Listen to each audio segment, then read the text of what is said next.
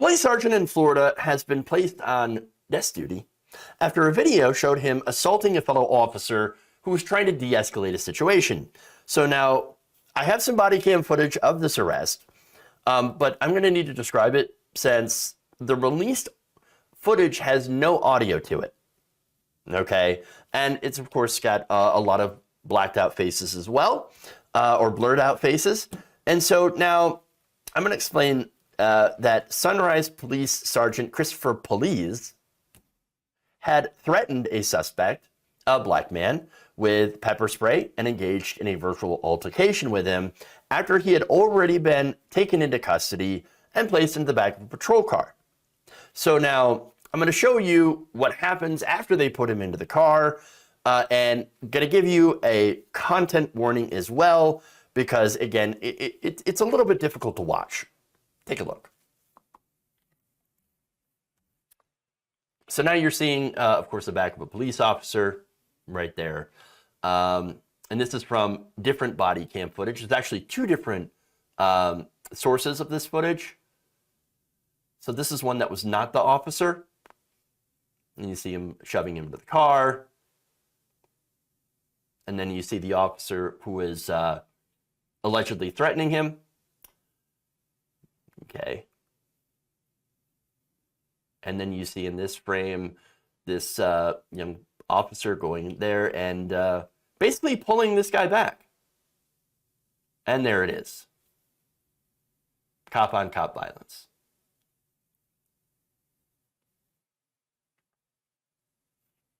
So now the next part of this video that you're going to see is from Officer Police's his perspective. So he's got the pepper spray and he's threatening with it.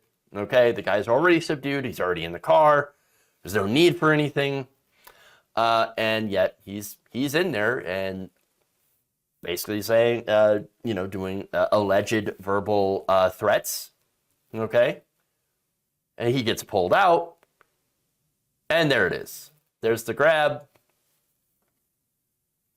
And so there it is. Now, again, a lot of you have pointed out there's no audio. And that's because this video was released by the police with no audio attached. Which I think is very, very interesting here. Very, very interesting. So now the 46-year-old police, a 21-year veteran of the force, was assigned to desk duty on November 25th after the department had launched an internal affairs investigation of said incident. Now, it's pretty clear, from at least my perspective, that he intended to do more harm to the person who was already subdued. And then when he couldn't, when he was pulled back, he decided to take it out on another officer who had actively intervened in order to prevent that brutality from happening. In fact, in an interview with Miami's Channel 7, Sunrise Police Chief Anthony Rosa had said that police's behavior was disgusting, adding that the video speaks for itself. It does. Even without the audio, it is very clear what's going on. All right? So now, calling police's actions towards the suspect inappropriate and unprofessional, Rosa commended the female officer who has been on the force for only 2.5 years for her efforts to de-escalate. I'm very proud of this police officer, Rosa said. She took some definitive action. I can only imagine what she must be feeling. She's a newer officer, and he's a very senior sergeant. Now, I'm going to hazard a guess and, say that her coworkers might not be happy with her at all. How dare this newbie come in and stop me from doing whatever I want to my black, suspect? Does she not know how this works? I mean, look, this isn't his first rodeo.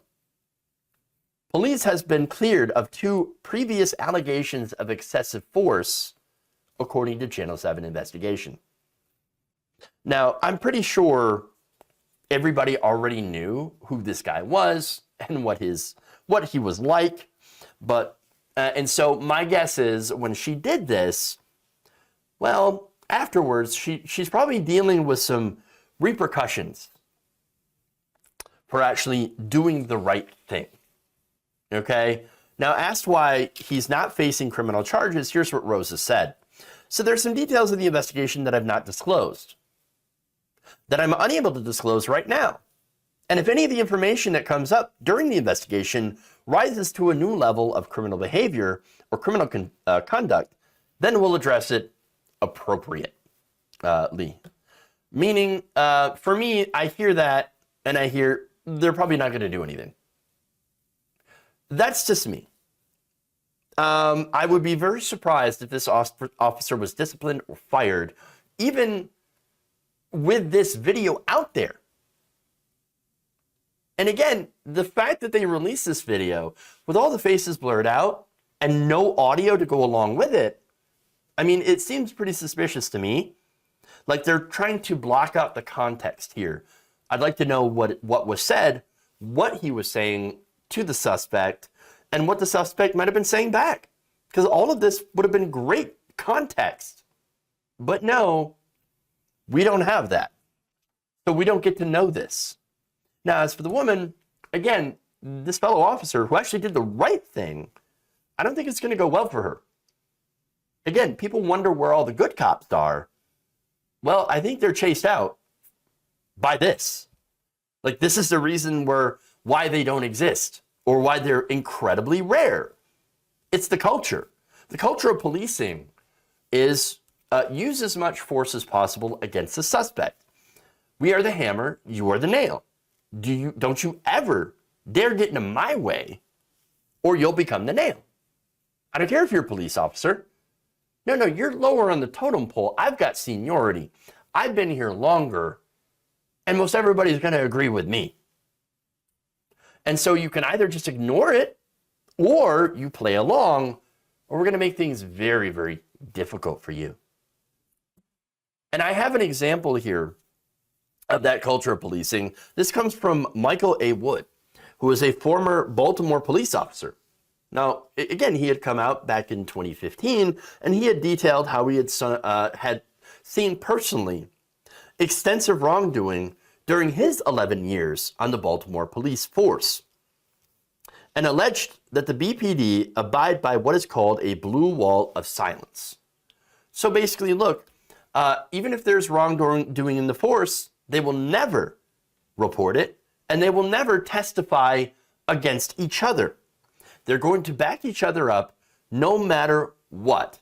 And if one officer comes out and is a whistleblower, they're summarily removed. That's what happened to Michael A. Wood. In fact, he was punished for trying to make officers better. In fact, after writing a 500-page professional guide for aspiring sergeants and lieutenants, which some of the advice is what should be normal, having respectful interaction with civilians, including one with cameras. He said that as a result of writing that, he was pushed into a job in the supply unit as punishment. How dare you try to encourage us to act better? No. Our job is to dole out punishments and revel in our power.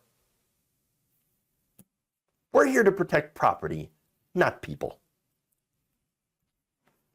Not only that, but you also had an officer in Baltimore who actually was a detective with about 18 years of experience who was mysteriously murdered the day before he was supposed to testify against a group of indicted fellow officers. Now, I'm not saying that they committed the murder or anything like that. No. But the case of Sean Suter is very, very, very suspicious. It's very convenient timing that he just happened to be killed right before he was testifying against officers that had behaved very, very badly. So, and look, when you see these stories, we're not the only one who see these stories. Police officers, people on the force also see these stories. And they think, well, that's what happens to the good cops. So I think I might as well shut my mouth. You have cops that are either punished into submission or possibly even killed. Now, obviously, I really hope that neither of those things happened to the unnamed officer in this video. the woman who actually went and did the right thing. But sadly, I do not trust this system or the police enough to protect these people that are doing the right thing or the victims of brutality.